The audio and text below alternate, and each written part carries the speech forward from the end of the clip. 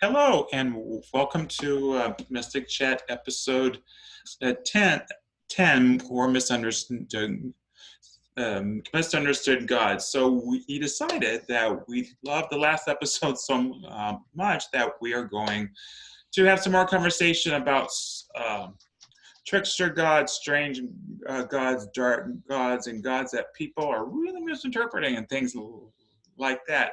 So let me introduce myself. I'm Chris Allen. I am a published author, a minister with the Fellowship of the Phoenix, and I would like to introduce Laura because I'm looking straight at you, Laura, right now. So why don't you introduce yourself and tell us about yourself? Hi, everybody. My name is Laura Gonzalez. I am a priestess, ordained Dianic. I am a pagan. I am a podcaster. I am a witch for hire. And I do this video blog now. I practice mostly the goddess traditions, Wiccan, and I also live by the by the philosophies of the native people of Mexico and North America. So that's me, and yeah, I think that's it. And Luke, please introduce yourself. Absolutely. Hi, everybody. My name is Luke Babb. I am a spirit worker and a devotional polytheist. I work a lot with the Hellenic and Norse pantheons, as well as the spirits of the Fellowship of the Phoenix. I have a monthly column over at the Wild Hunt. I do this, and I'm a member of the Troth, which is a heathen organization out of America. So, Chris, why don't you lead us off for today? Of course, you're so funny. So misunderstood God. So the last time we were talking about things like with trickster gods, Loki, stuff like that. We were even talking about Santa Muerta and how a lot of people can misunderstand those energies and what they are. For me, when it comes under gods that are misunderstood, I've noticed there's people, especially in the Cal, that the witchy cool thing is very popular. So you have a whole lot of like Persephone and Hela, and Anubis and things, and sometimes I wonder how many of the followers do the research on the gods, and at the same time, what do they know?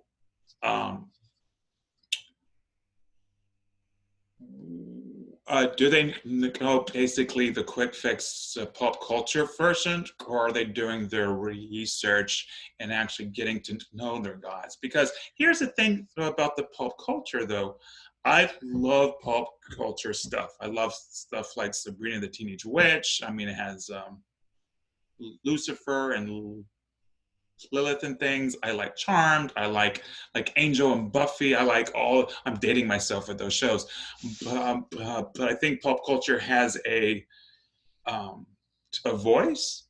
But there's also something to be said about who they actually are through research and things like that. So, what do you guys think? I mean, I think that can be pretty complicated. I really like one of the points that came up last week about decolonializing spirit work and sort of trying to meet spirits where they actually are, and like in as much of their original context as possible, rather than like laying a Western idea of them onto them. But I also think that there's a focus on research in certain traditions. I'm heathen, y'all. There's a focus on research in certain traditions. By that I mean mine. That means that you don't actually come into relationship with the gods, or that if the figure that you're working with has less information, you kind of feel the need to build more, to come up with more, to find like some way of legitimizing your practice. And I think that's a really difficult balance, right? Because on the one hand, like, you want to be able to say, yes, I'm doing something. I've done as much research as I can. Here's how I understand this spirit. But I think that it's also equally important to allow for like an individual experience of that spirit. You mean like UPG? Yeah, exactly. Oh, what is UPG and why is it important? So UPG is a fancy word for an even fancier phrase, unverified personal gnosis, by which I just mean you feel this thing to be true through some experience that you've had, through conclusions you've drawn from your writing, from your relationship with this spirit. It's true for you. You're pretty sure that you can operate based on it, but there's nothing anywhere else that says the same, right? There are other equally fancy terms for if a bunch of people reach this conclusion separately, or if you find information to back up your conclusion after having it. But UPG by itself is just, I got this from my relationship with either the text or the spirit. And that's where it's from. Like, I don't have a book to back me up here. And I think that's okay. One of the things that we have to remember is that because my classes in the book in the books that I write, the one theme across the board is you have to have a relationship with your own spirits. So I don't care if it's the gods, ancestors, the fae, the elves, whatever. You have to have an experience, and you're gonna get UPG.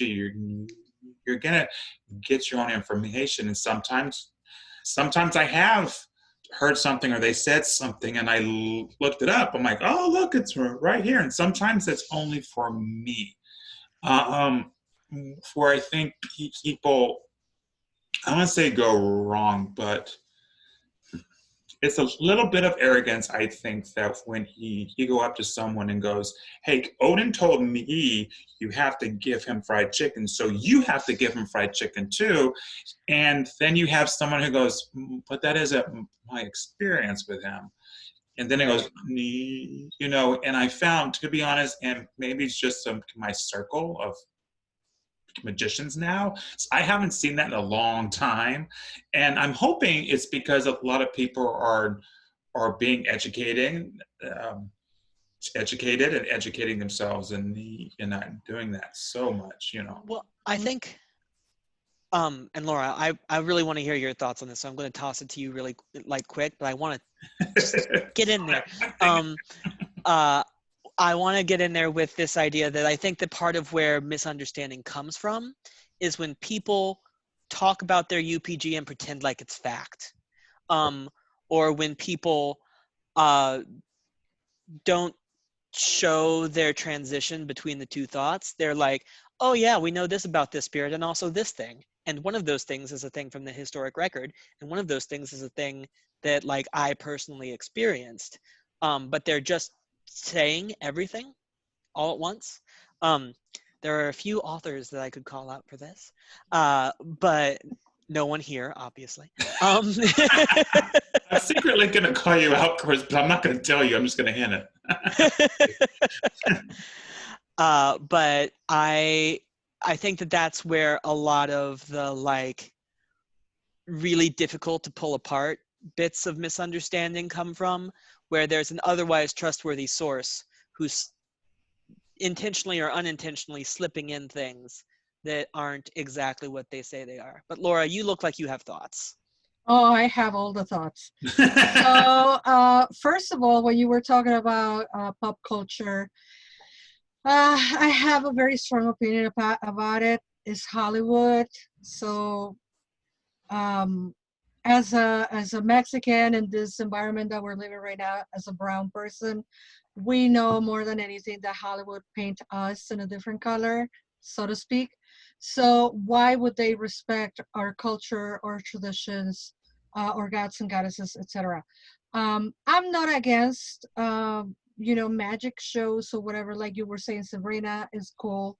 I am a Potter hater. I'm sorry, I hate Harry Potter. I don't like it, never have. I loathe people that use the word muggle.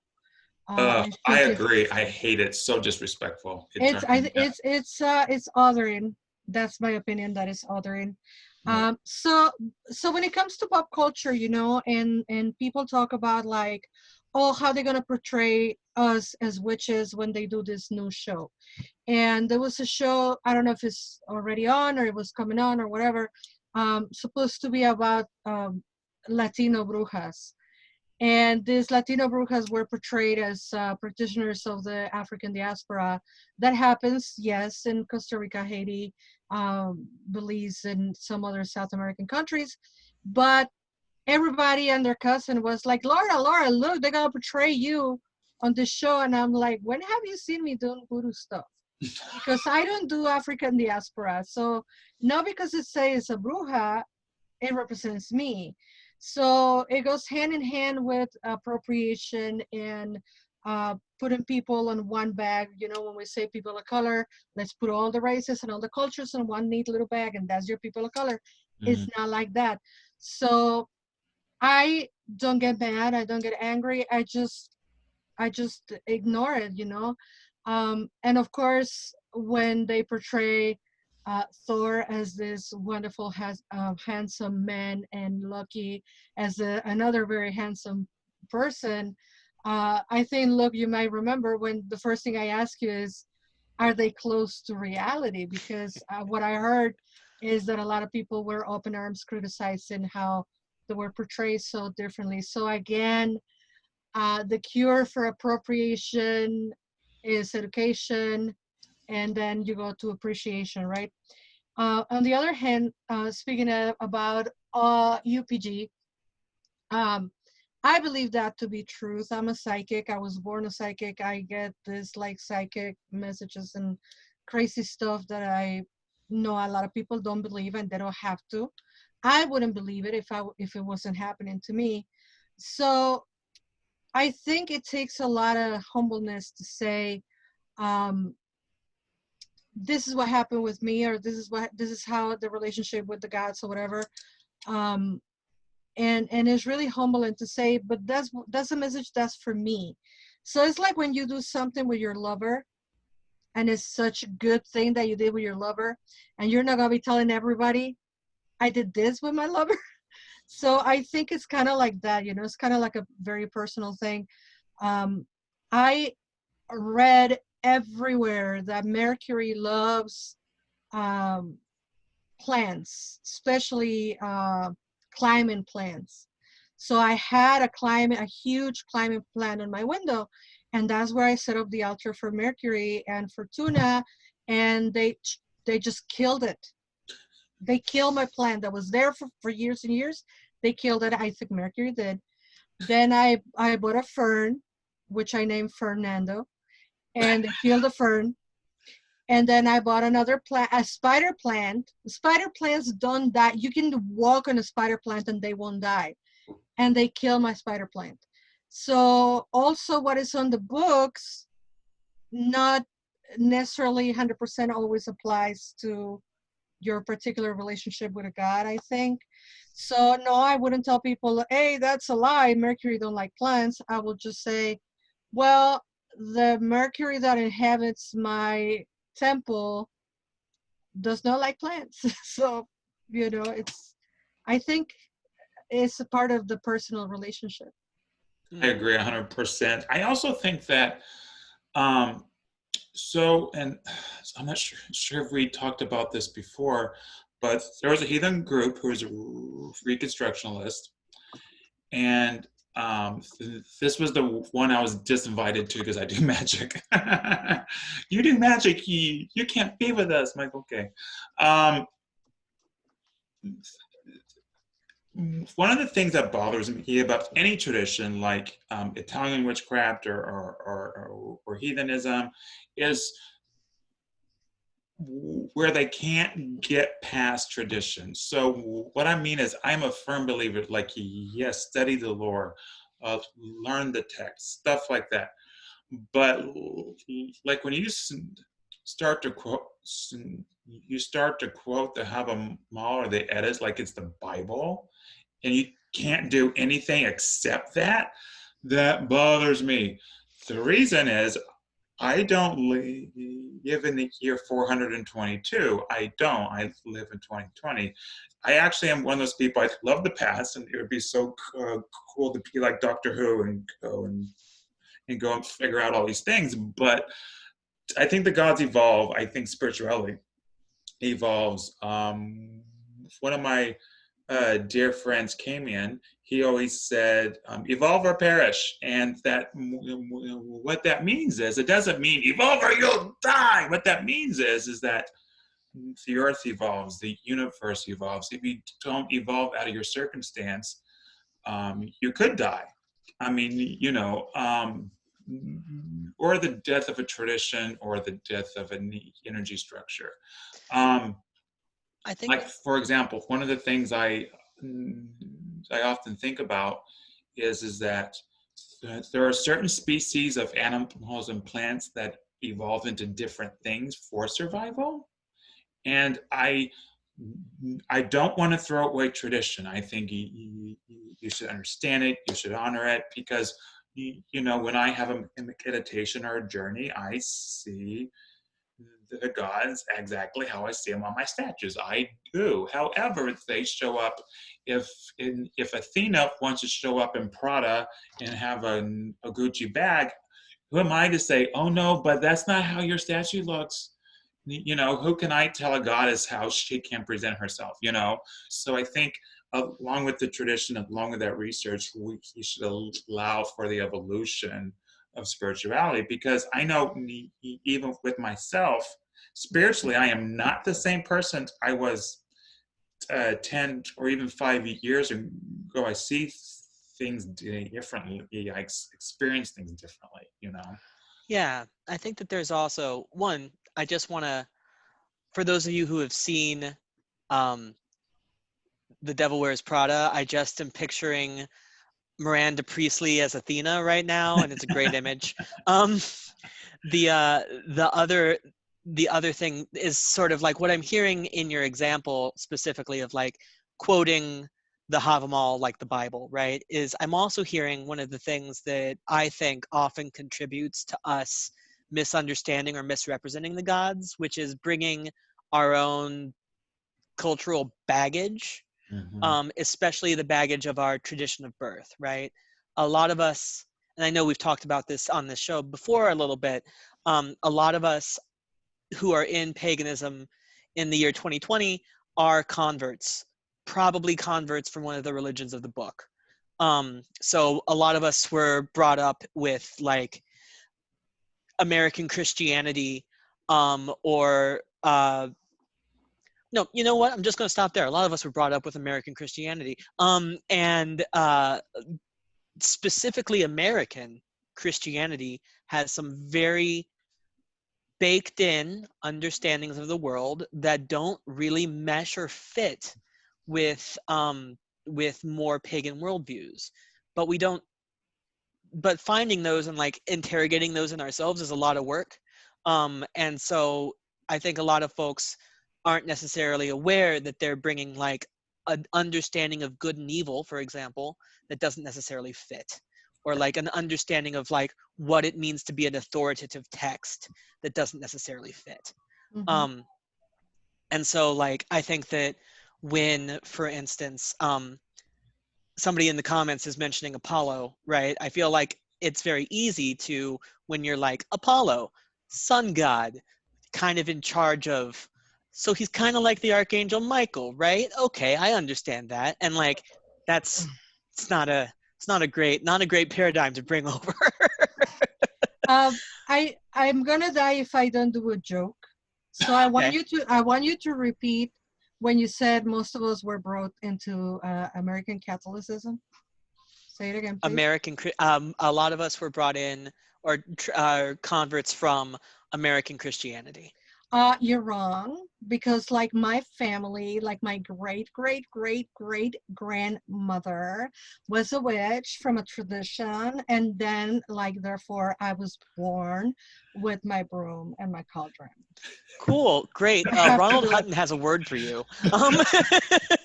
So for our audience, that's a joke. Yes, that's a joke. Please, people, that was a joke. I like how you transformed your voice. I like that the most.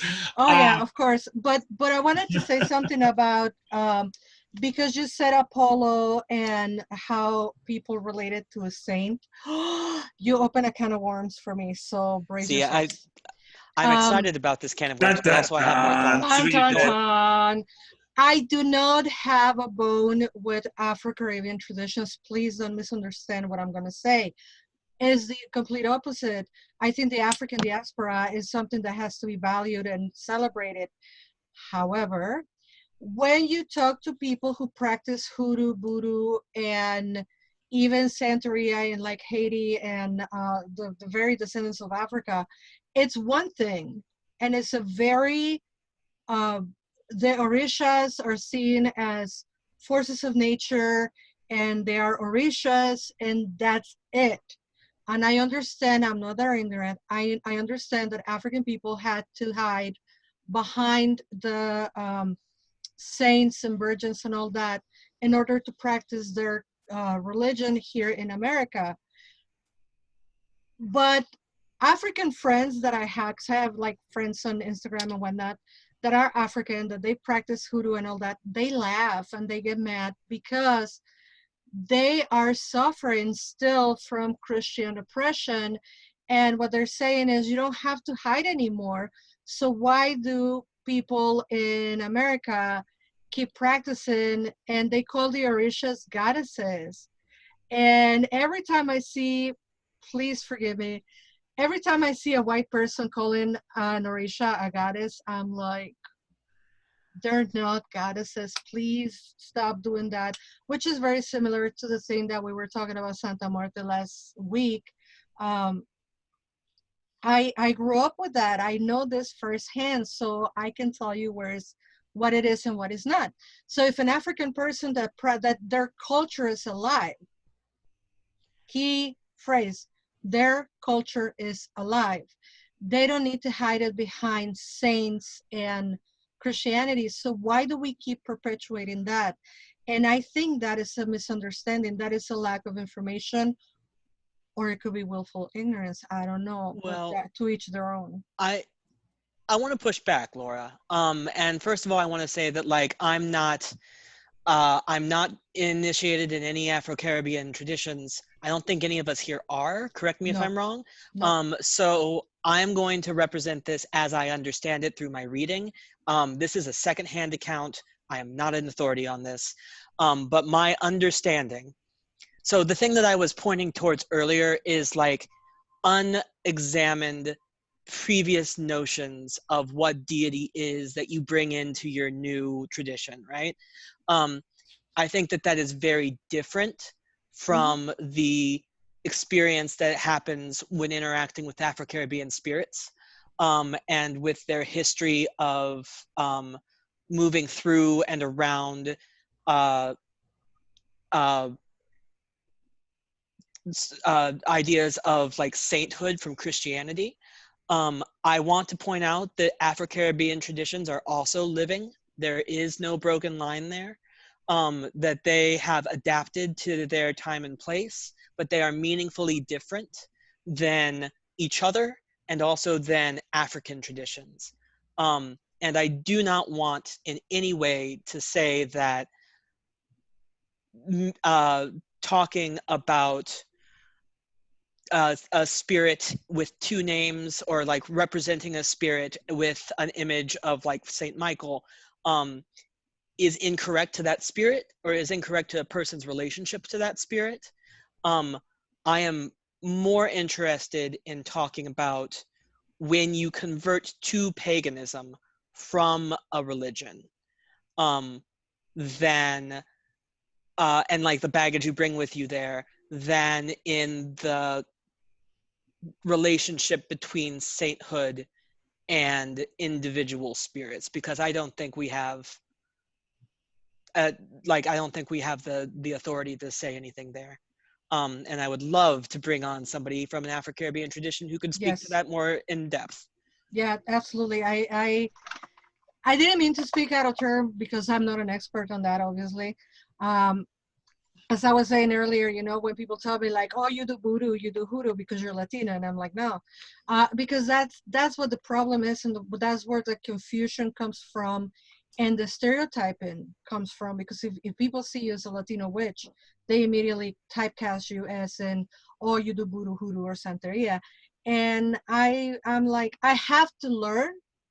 I had to learn the very little that I know about it so I could tell people like, no, this is not what I do because it's completely different.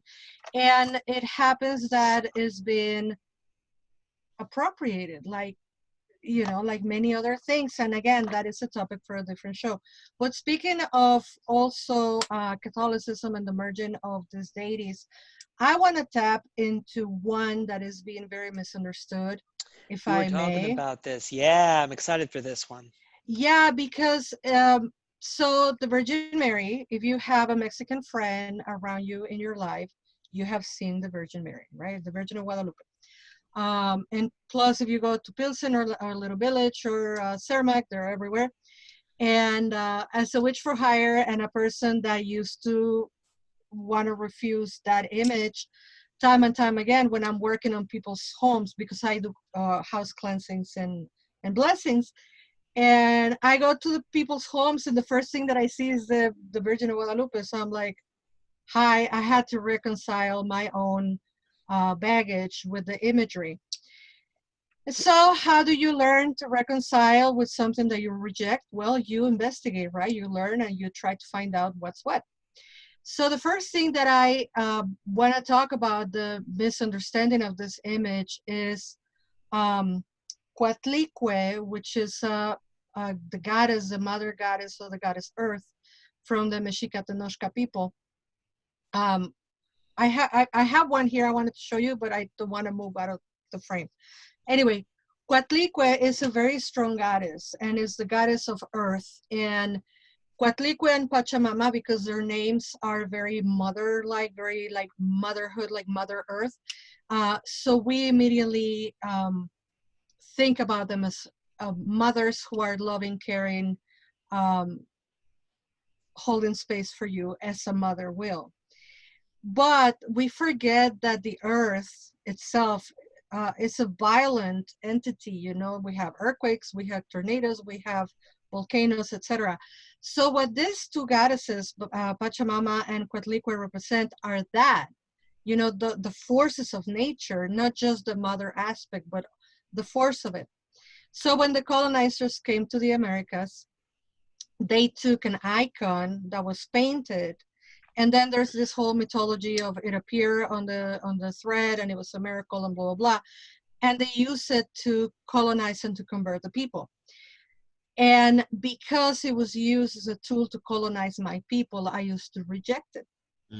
Until my teacher, who is very wise, said to me, lift her skirt, and who is under that dress, because she had to dress like that, kind of like what happened with Bridget. She had to dress like that in order to continue looking over us, her children. And that blew my mind. And that's when I decided to stop saying, I don't work with so-and-so deity, because when you say, I don't work with so-and-so deity, that deity comes to you and says, you work for me. So that's what happened with me and this particular, you know, Virgin of Guadalupe. And talk about being misunderstood. The image actually, and this is going to blow your mind, don't spring this into your Mexican friends because chances are they're going to slap you in the face. This is a solar goddess. Picture the Virgin of Guadalupe with the golden rays around her. It's a solar goddess. It's Tonacasiwat, which is the carrier of the sun. And not only she represents the forces of Earth, traditionally is Coatlicue, or Great Mother, but the actual icon that they used to represent her or to hide her behind is Tonacasiwat, who is a goddess of the sun.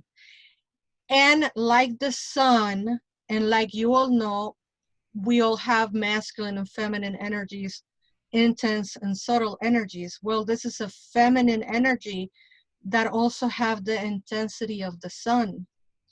And lo and behold, I'm going to say a name that a lot of people don't like or respect, but Z Budapest and the Dianic tradition use the icon of the Virgin of Guadalupe to curse rapists and kidnappers.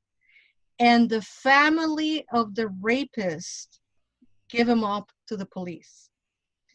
And they curse these people with the image of the Virgin of Guadalupe, which is like, what?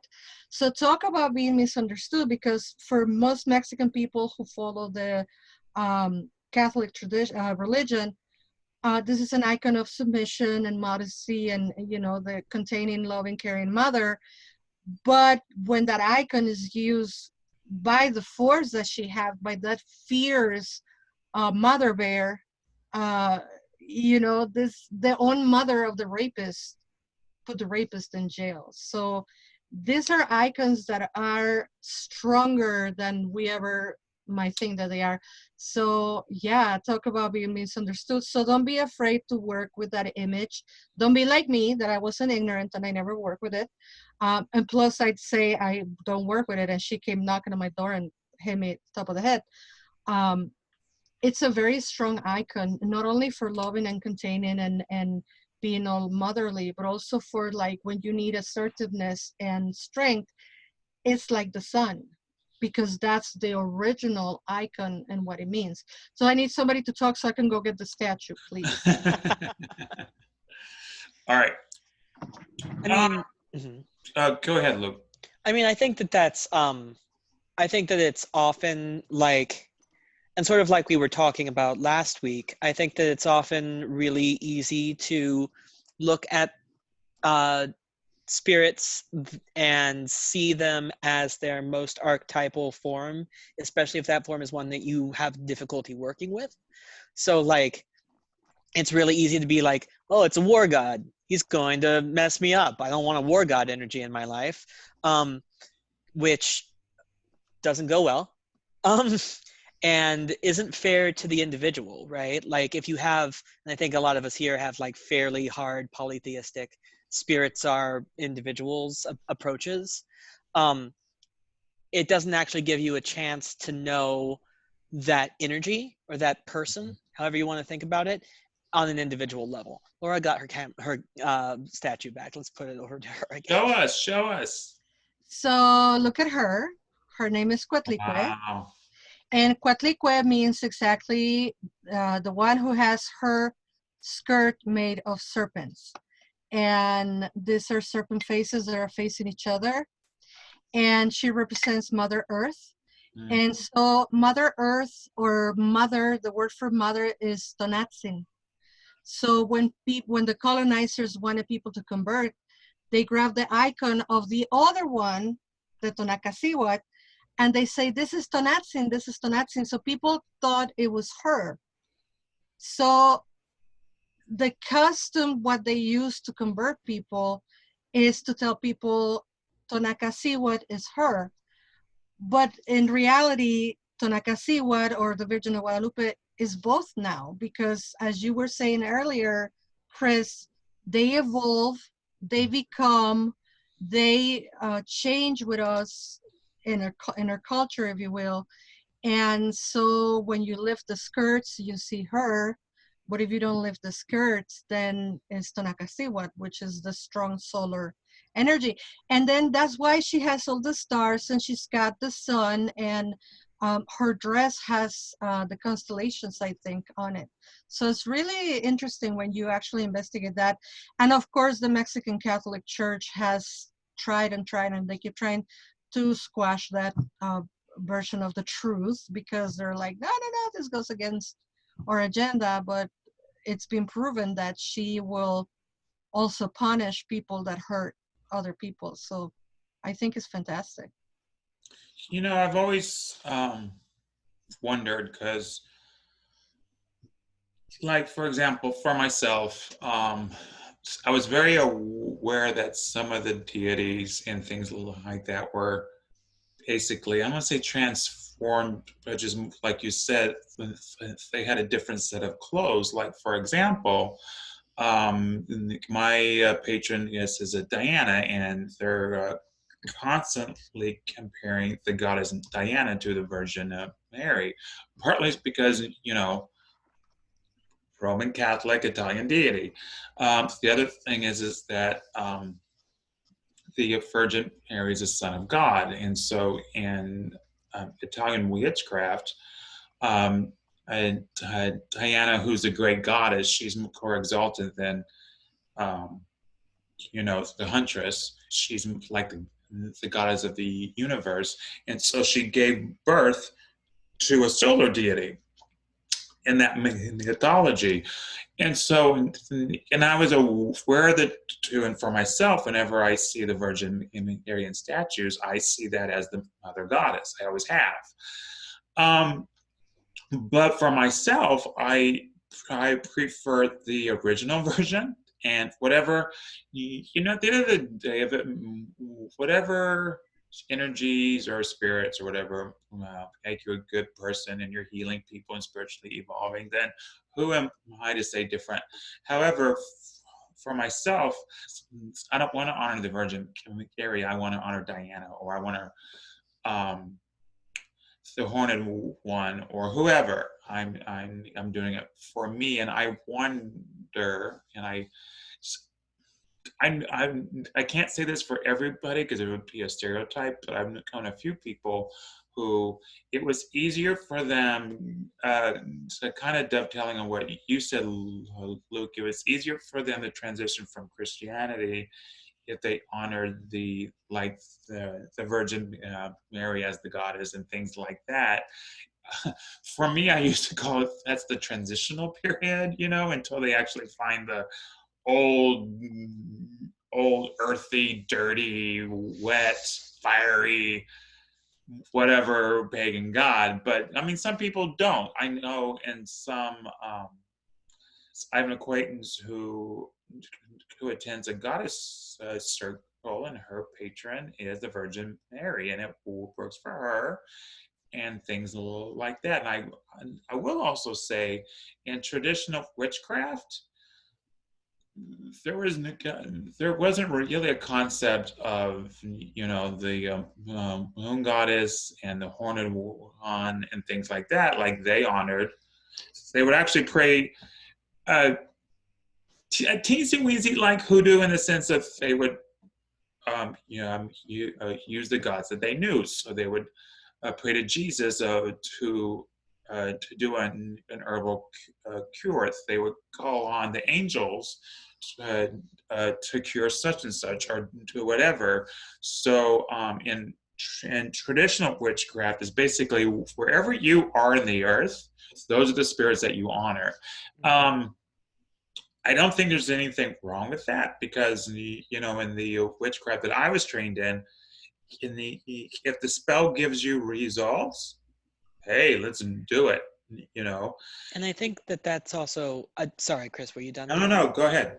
I think that's also a really good sort of rule to take, because, listen, one of the lessons that I am currently getting that I do not like, because it's a lesson, and so of course I'm not going to like it, right?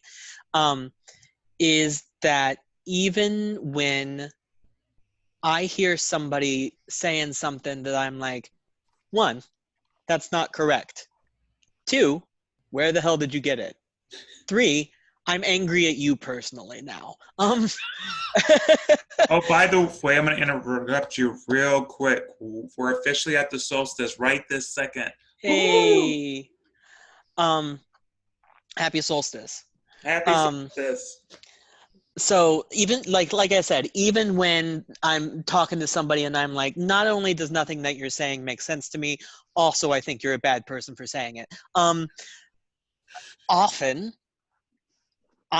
this will be happening in a group, and some other person in the group will be like, this makes so much sense. This makes my whole life make more sense. Actually, this works together with a whole bunch of other stuff that I'm doing, and I can move forward with my practice now.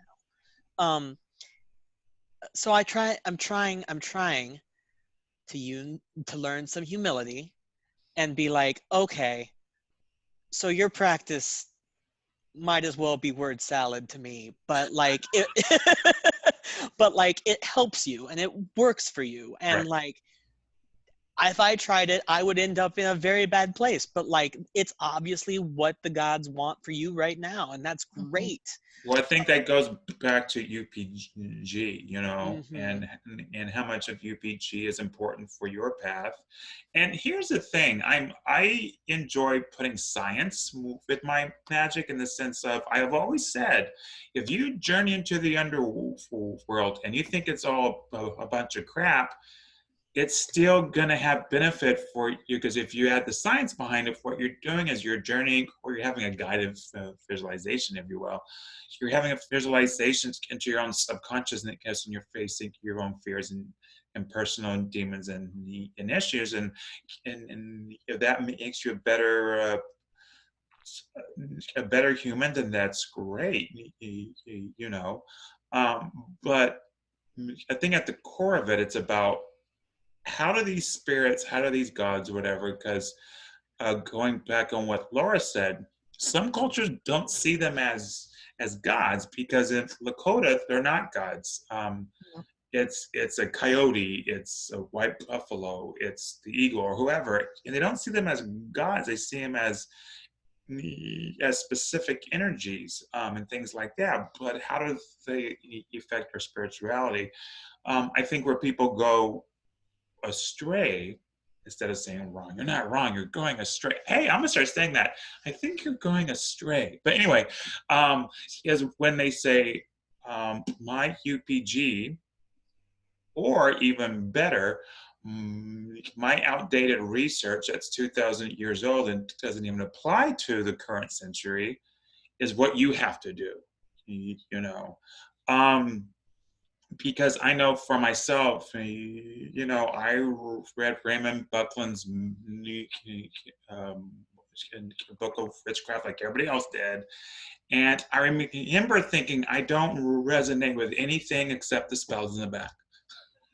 Well, actually, the one thing I did enjoy about that book is at the time, I came from a country boy who was raised with the whole Catholic / Presbyterian aspect, as he was talking about a nature religion and the gods of the earth. That resonated with me. Then the spells in the back resonated with me, and probably up until like 1997, because I started in 1992, so about for 5 years, the only books you would find at the bookstore were Llewellyn's book of whatever. I think they always have a book of something or other.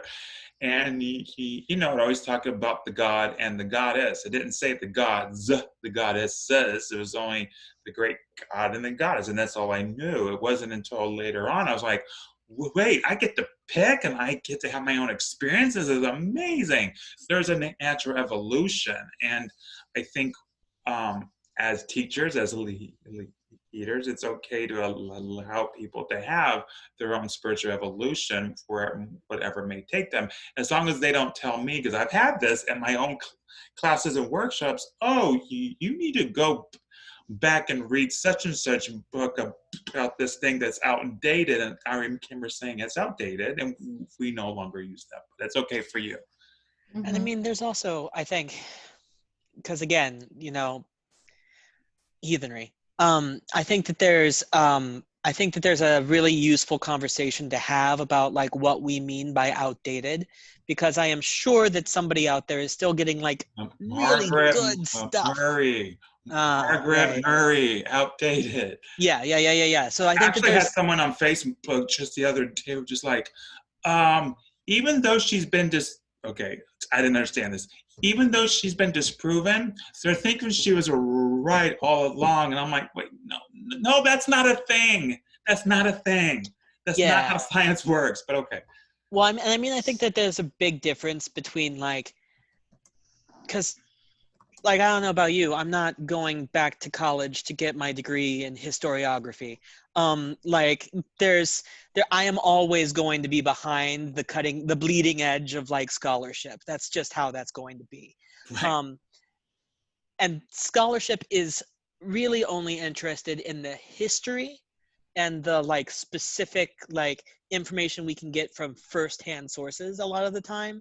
And I think that it doesn't interact as well as we would like it to with this evolving tradition, right?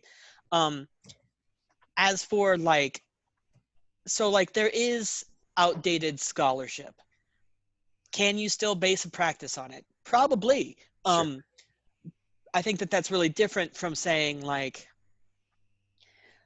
Gerald Gardner's work is outdated, because like some people are still Gardnerian witches and are like very clearly getting good stuff out of that, right? Right.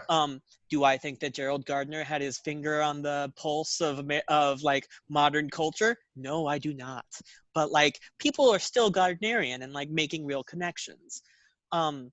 So there's a lot of different things that we can talk about when we're talking about like outdated.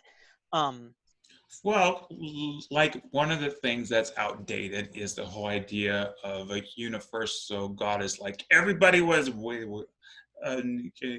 practiced witchcraft and magic, and everybody honored one goddess. Well, that it never happened. That's been disproven time and time again. Another thing, there is a DJ. There's an author named DJ Conway who has since passed away. And one of the things, and I remember reading her stuff, and I was a baby and like very, very young. And she wrote like 20 books that was like Celtic Wicca, and then heathen Wicca, and then Egyptian Wicca, and it was the exact same book, but you took out Isis and Osiris, and you inserted whatever else in God and goddess, like a Thor and Freya, or whatever they put together at the same time. And I remember, I didn't. A few of the books that she they were okay, but I remember just like thinking, she doesn't have any clout with me because I don't think she's that well researched. And then I read an article, it was more of a question answer thing, and she was saying, I wrote the books according to the teachings I was given back in the 70s. However, she wrote the books in the 90s, like I think like 90, 91, 92. And I was like, that's interesting, because for myself, I enjoy research. I think it's it's inspiring. I'm a visual thinker, so when they talk about history and tradition, I'm there in it. I'm in it, And it boggles me how, especially anyone who's a spiritual leader, a teacher, an author, doesn't update their research. Because I'm going to tell you, I have read so many books that's the same, but I'll find that gem as a chapter that's just amazing and inspiring, and that's why we continue the research. And I think it's interesting because I will find a brand new author who's like 22 years old, and you think, well, what do they know? They're 22 years old. And you read a chapter, and it's so good, and so they have that experience, and they have that they just had that connection. It's because had I not done that research, I would have never found this great new author or great new teacher, And I think we need to, I know it's hard, but we have to keep ourselves current. It's like in science, you don't say, okay, we're done now. We're done exploring the universe. We're done, I think it's a fine, very, very fine line between researching and doing your work for you, investigating, etc., and as teachers or as presenters to be gatekeeping, right? Mm-hmm. Because right. I don't want to speak for everybody, but I know at least Luke and Chris, we don't like gatekeeping. So I always, when I have classes, when I have people studying or workshops or whatever, I always tell them, look, there is what science says, there is what's in the book, there is my UPG experience, and then there is what you are going to take from here. and what you are going to apply to your life. And I always say, you know, I believe that the gods and the goddesses are archetypes.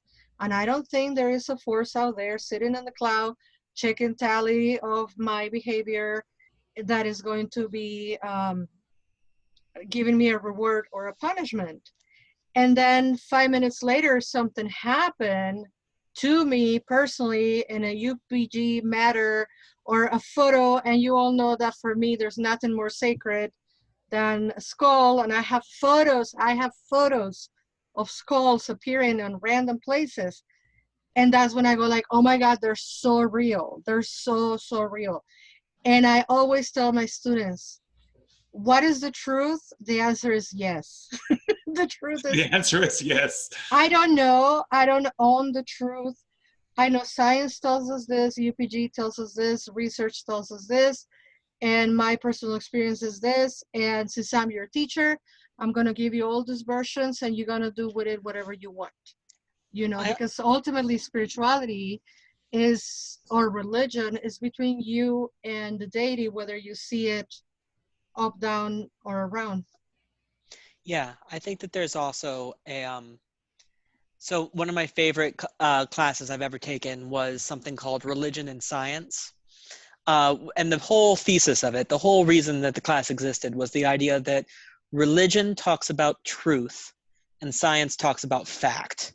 And they're not necessarily talking about the same thing. Often they're not talking about the same thing. So you can bring them into conversation with each other. You can live your life with both of them. For me, a lot of my magical practice / training is holding two contradictory truths at the same time and saying, yeah, both of these can be true, and like I can move between them and work with whichever one of them is going to serve me today. And that is, I think, really difficult in like American culture, is to understand that like, yes, both of these are true. My way does not have to be the only right way. And also, I can be fluid and move between these two and believe both of them while not believing in either of them. To be honest, that's how I'm able to practice 3 or 4 different traditions at the same time. Because as you know, I do tradcraft, ceremonial magic, Japanese Taoism. I do Native American Lakota spirituality, and they don't always fit. But I also, okay, here's just me because I'm a whack job. I believe in the multiverse, and I change my view of my multiverse to like, oh, heathenism, oh, tradcraft, but tradcraft and heathenism can go together. Then, oh, ceremonial magic, okay. So, and then of course, I know my gods and spirits are going, what are you doing? Sure, you can have it. Just quit asking. Here you go. Mm-hmm. Works. And I agree with that because, for example, on the Mexica Tenochca philosophy, badly known as Aztec religion, there is no concept of God, a goddess. There is no concept of deity. Everything is sacred, and the earth is sacred, and all of the forces of nature are sacred. And there is a difference between revering and respecting something because you're afraid they're going to punish you, and respecting something because you understand everything has a right and a need to exist. So there is no God, there is no goddess, everything is sacred.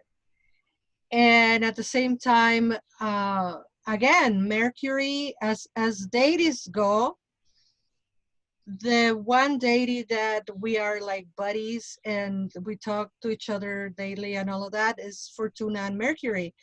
And I see them as these are gods that exist.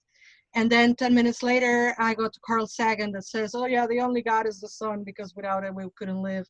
And, you know, I think the beauty of this, at least for me, I cannot speak for any of you, but as a pagan, for me, as a pagan witch, as a shaman, and all of the other hats that I exchange, the beauty of it is, as Luke said, fluidity. I'm fluid. I can go back and forth, and my path doesn't have to be your path.